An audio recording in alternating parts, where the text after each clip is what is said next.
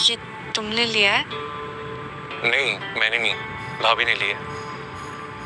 वो दरअसल भाभी मुंह दिखाई के लिए तुम्हें गिफ्ट देना चाह रही थी, तो मैंने इनकार नहीं किया, उनका दिल रखने के लिए।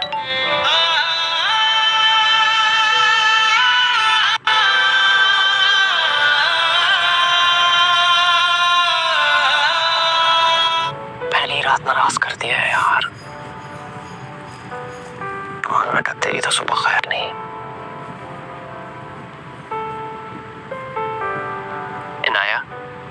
इस तरह तुमने इन रिश्तों को, आशिर को, रोहान को संभाला है, मैं वाकई उन दोनों के लिए बहुत परेशान रहता था। इनफैक्ट रोहान के लिए तो मैं अभी भी बहुत परेशान रहता हूँ कि वो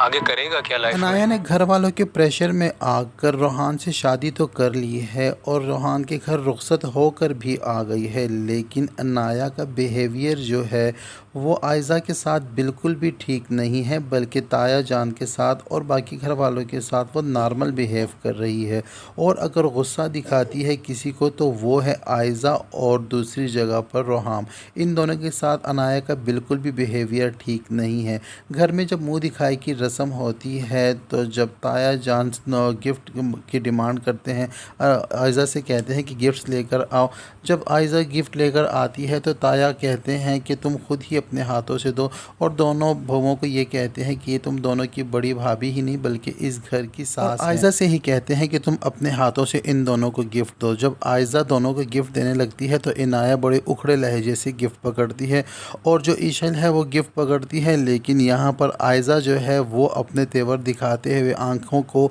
यूँ घुमाते हुए वो उसको गिफ्ट देती है। खैर ये बात जो है आयज़ा की वो ईशल नोटिस तो नहीं करती, लेकिन अनाया का जो बिहेवियर है वो सभी नोटिस करते हैं और रोहान को लगता है कि पता नहीं फिर से अनाया की इस बात पर नाराज़ है और ये छोटी छोटी बात पर नाराज़ हो जाती है। वो इस बात का गिला पहले हाशिर से भी कर चुका था, लेकिन हाशिर उसे कहता है कि वो ऐसी ही है, तुम्हें उसकी खातिर ख़ुद को बदलना होगा। उनको लगता है कि शायद अनाया जो है उसमें अभी तक बचपना है और बचपने की वजह से इस तरह की हरकतें करती है, और इस बात का तो उनको अंदाज़ा ही नहीं है कि अनाया ने जो कारनामा कर दिखाया है तो वो बचपना क्या, वो तो बड़ी बड़ी लड़कियां भी नहीं कर पाती। अनाया अपने दिल में रोहान को जगह नहीं दे पा रही क्योंकि उसके दिल में अभी तक शायान बसा हुआ है। यहाँ तक कि जब वो शादी की शॉपिंग करने शॉपिंग मॉल जाती है तो वहाँ किसी और लड़के को देखकर उसे लगता है जैसे शायान हो, तो रोहान को वहीं पर छोड़कर भागी हुई उसके पीछे जाती है और जब जाकर उसके कंधे को हाथ लगा के उसको आवाज़ देती है तो जब वो लड़का घूम कर देखता है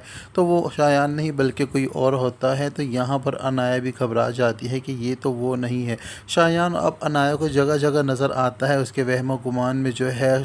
बिल्कुल रचा बसा हुआ है और अनाया जो है वो शायान को हरगिज़ भी भूल नहीं पा रही। जबकि निकाह के वक्त आयज़ा ने अनाया से ये कह दिया था कि अब शायान तुम्हारी ज़िंदगी से बिल्कुल ही जा चुका है, अब वो वापस आने वाला नहीं है, अब जो भी है वो रोहान ही है, जैसा भी है वो अब तुम्हारा शोहर है और तुम्हें उसके साथ ज़िंदगी अच्छे तरीके से गुजारनी होगी और खुश रहना होगा। तो अनाया अपनी बहन को आगे से कहती है कि उस घर में अब दो ही बंदे, एक ही बंदा खुश रह सकता है, या तो आप खुश रहेंगी या मैं खुश रहूँगी। तो ये बात अनाया की जो है आयज़ा को पसंद नहीं आती, तो उसे कहती है कि देखो तुम मुझे अपना दुश्मन ना समझो, मैं जो भी हूँ तुम्हारी बड़ी बहन हूँ और तुम्हें बड़े प्यार से रखूँगी और हम दोनों मिल कर रहेंगे। लेकिन अनाया अपनी बहन से कहती है कि नहीं, तो आप मेरी बहन नहीं है क्योंकि आपने तो दुश्मनी का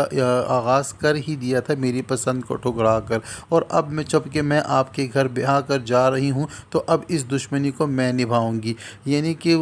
सुर्ख झंडा जो है अनाया ने दिखा दिया है आयज़ा को कि आयज़ा को अब उसके घर में ही अनाया टफ़ टाइम देने वाली है, क्योंकि घर वाले तो आयज़ा को बड़ापन दे रहे हैं और कहते हैं कि ये बड़ी है घर की, लेकिन आयज़ा जो है बड़ी तो ज़रूर है लेकिन अनाया उसको बड़ा हरगिज़ नहीं मानेगी, उसके हर हुक्म की जो है वो खिलाफ वर्जी करेगी और उसको नीचा दिखाने की कोशिश करेगी और छोटी छोटी बात को लेकर बतंगड़ बनाएगी, क्योंकि आयज़ा को तो डर था कि ईशल आकर ये सब कुछ करेगी और ईशल जो है पढ़ी लिखी है, वो कारोबार में हिस्सा ले सकती है और उसने बिज़नेस पढ़ा हुआ है, उसके अबू बिज़नेसमैन हैं और अब तो उसके अबू ने उसके नाम पर एक नया बिज़नेस भी असद के साथ मिलकर शुरू किया है और उन्होंने कॉन्ट्रैक्ट भी साइन करवा लिया है कि अगर मुस्तकबिल में कभी ज़रूरत पड़े तो ईशल जो है वो इसको कंटिन्यू कर सके। تو آئزہ کی جو پہلی پیورٹی ہے وہ یہی ہے کہ وہ ایشل کو قابو میں رکھے، لیکن یہاں پر اس کے ہاتھوں سے نکلی جا رہی ہے اس کی اپنی سگی بہن، جس کو وہ دیورانی بنا کر اپنے گھر میں لے آئی ہے،